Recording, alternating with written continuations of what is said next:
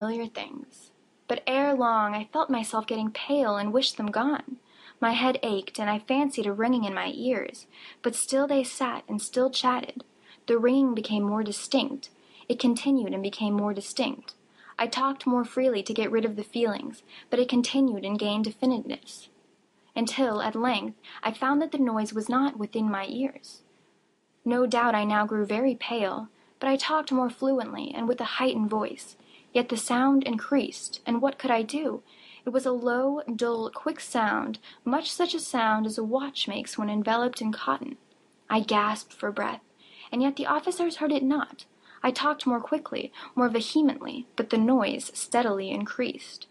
I arose and argued about trifles, in a high key and with violent gesticulations, but the noise steadily increased. Why would they not be gone? I paced the floor to and fro with heavy strides, as if excited to fury by the observations of the men, but the noise steadily increased. Oh God, what could I do? I foamed, I raved, I swore. I swung the chair upon which I had been sitting, and grated it upon the boards, but the noise arose over and over, continually increased. It grew louder, louder, louder, and still the men chatted pleasantly and smiled. Was it possible they heard not? Almighty God, no, no, they heard, they suspected, they knew. They were making a mockery of my horror. This I thought, and this I think. But anything was better than this agony.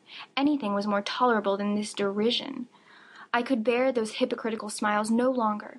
I felt that I must scream or die, and now, again, hark! Louder, louder, louder. Villains, I shrieked, dissemble no more, I admit the deed. Tear up the planks, here, here, it is the beating of his hideous heart. The End. End of The Telltale Heart. Recording by Margaret Brechant.